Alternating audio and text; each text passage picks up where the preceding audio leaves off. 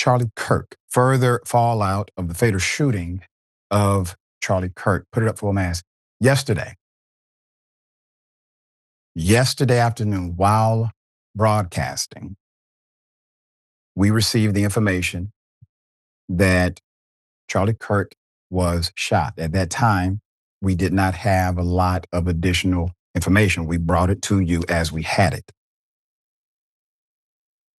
We now know that Charlie Kirk was answering a question about gun violence while speaking at a Utah Valley University. He was shot and killed at that university. The FBI field office in Salt Lake City has now published photos of a person of interest in connection with the fatal shooting. The manhunt is underway. Yesterday, 2 people who had been detained were released because they did not have any ties to the shooting. The state's Department of Public Safety confirmed that information. They also put out a social media request, quote, "We are asking for the public's help identifying this person of interest in connection with the fatal shooting of Charlie Kirk at Utah Valley University." The FBI Salt Lake City office said this on X, shared 2 images of the individual. He's wearing a cap, sunglasses. He was in a stairwell in one of them. The FBI also said Thursday it has recovered what is believed to be the weapon used in the deadly shooting. A, quote, high-powered bolt action rifle, end quote, which officials believe was the weapon used in the shooting. It was recovered in a wooded area near the shooting, according to the Special Agent Robert Bowles. So the rifle is an older model, according to the report. It is a .30-06 caliber bolt action rifle wrapped in a towel. This was confirmed with ABC News. The location of the firearm appears to match the suspect's route of travel, according to sources. The spent cartridge was still chambered, and 3 unspent cartridges contained wording on them expressing what some law enforcement officials described as, quote, transgender and anti-fascist ideology.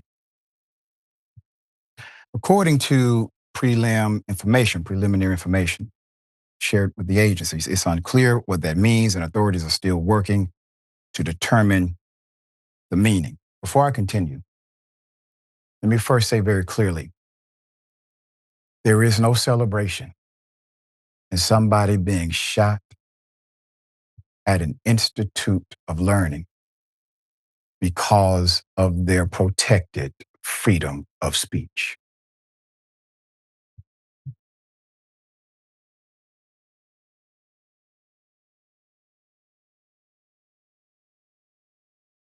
You know I get it. But see, that's the easy response. That is the knee-jerk reaction. That is the emotional ego. That is the immature inner child. That's the vengeful, I'm just fed up. They brought it upon themselves rhetoric. Here's why that's problematic, especially for the current situation.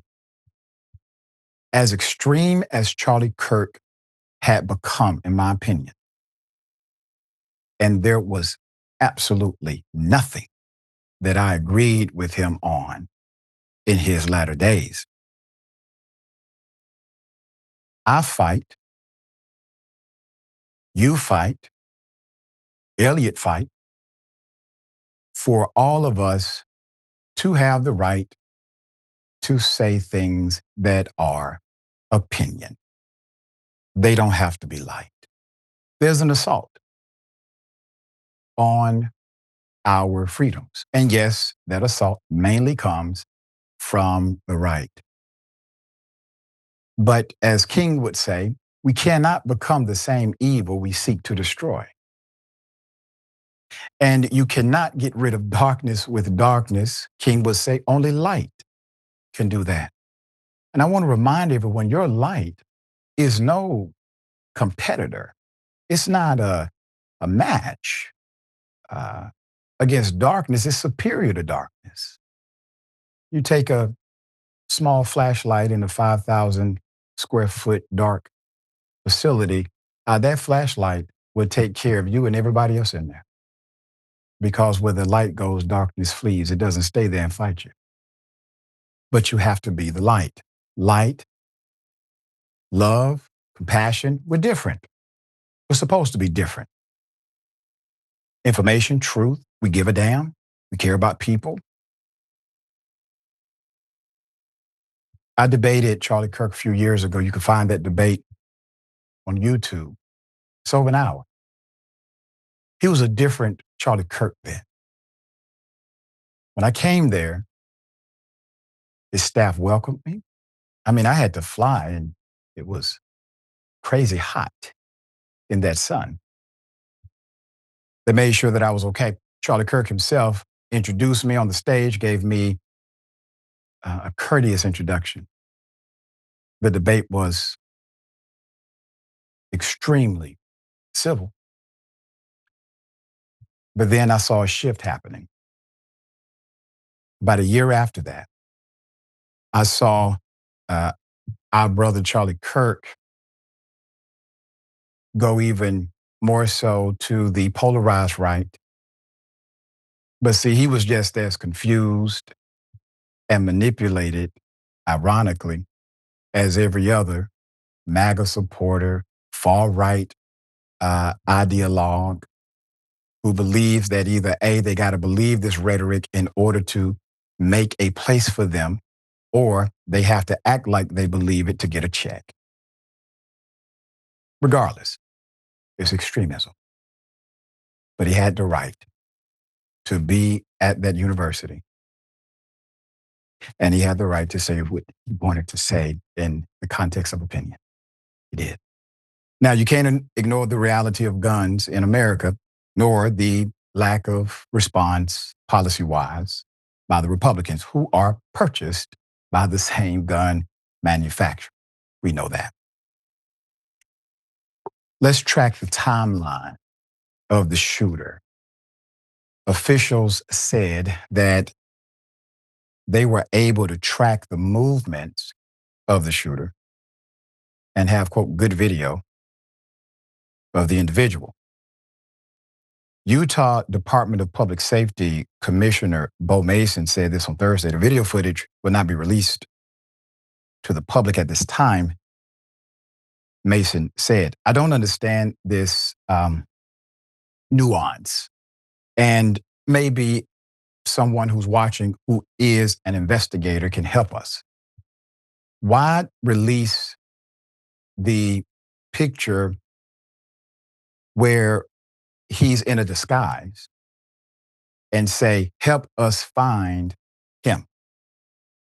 And then verify that you have good video, but you're not going to release the good video and make the same proclamation. I don't understand.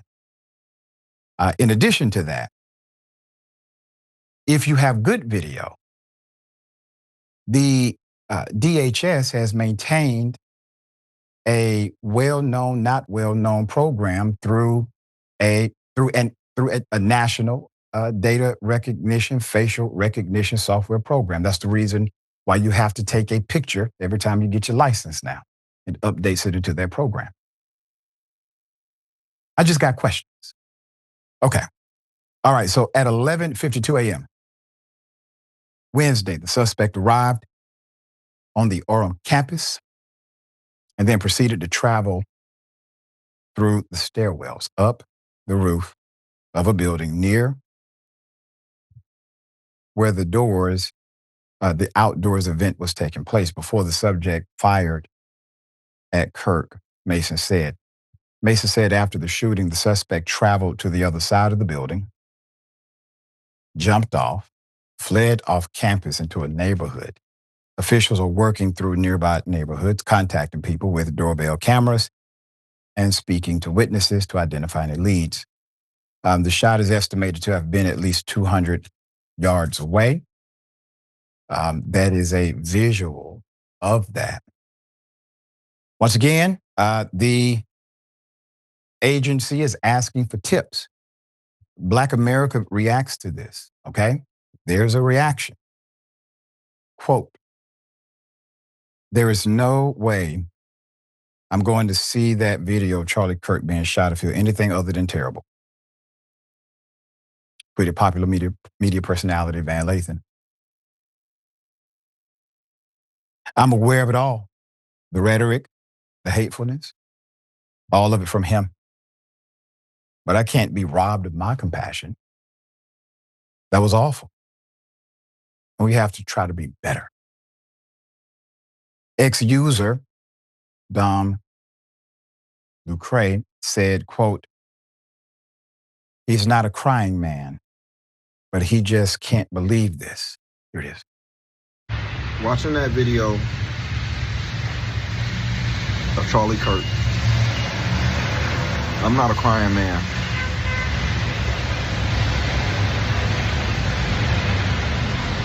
But I just can't believe this. Yeah, I can't believe it, man. We fight so much on this app.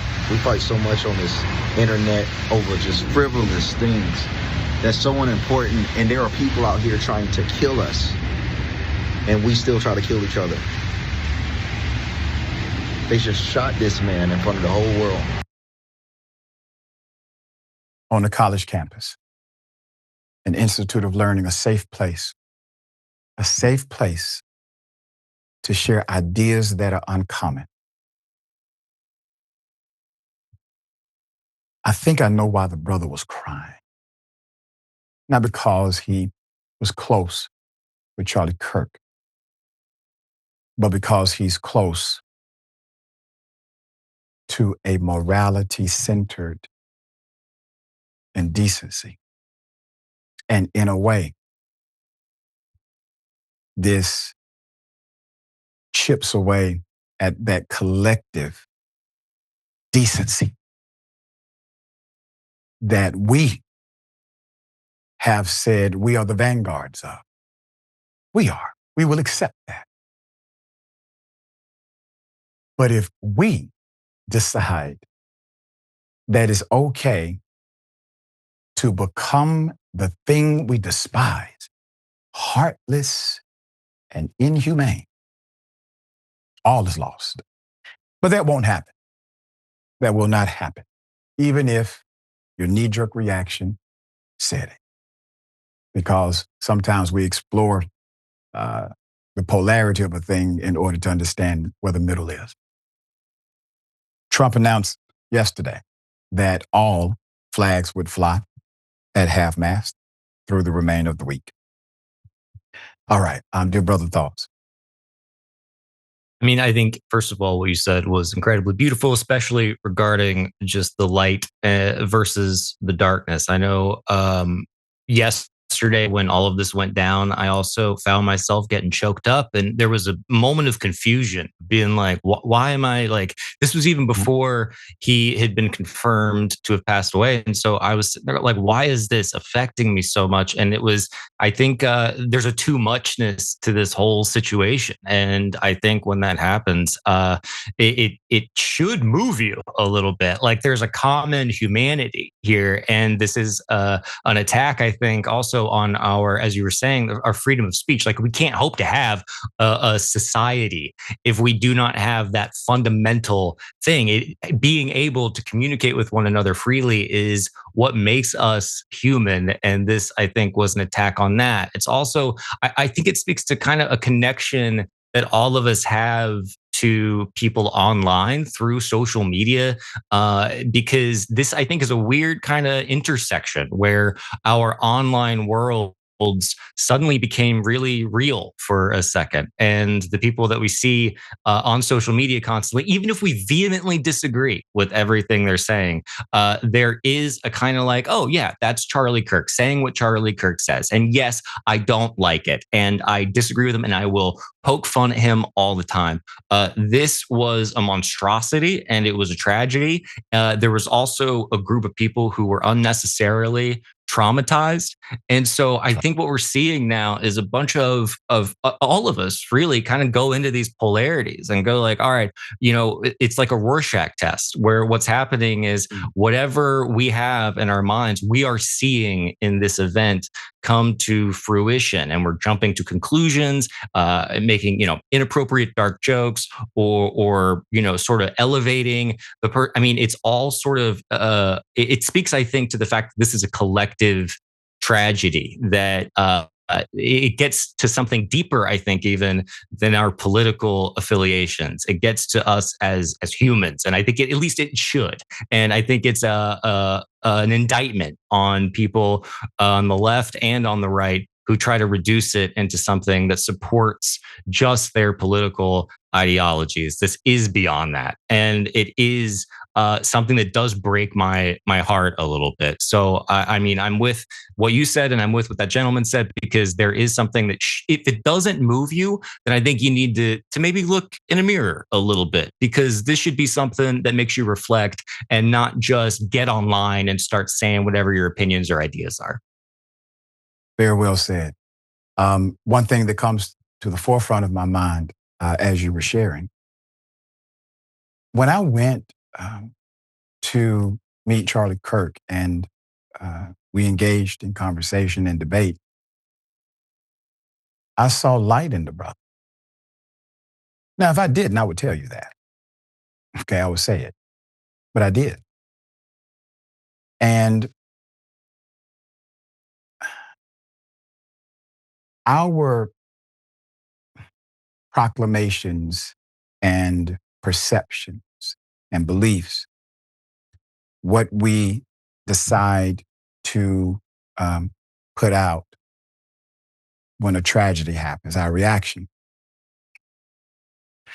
says a lot about where we are. Now, everybody, all of us, we have the ability to manifest a very beautiful future for ourselves, our children, children's children. Love is the only way to get there. And some may say, well, love isn't what the other side is showing. The other side never has really shown love. In the 60s, do you think Dr. King was looking for bigots in South Georgia to love him or to love Black folk? No. But he continued to maintain a spirit of love. The spirit of love is the most powerful force on the whole planet. It seems as if it doesn't work, but it does. It takes a lot more courage to love people through than to simply disregard them. All right, we're better than this. Okay, to the family and friends of Charlie Kirk, in my prayers.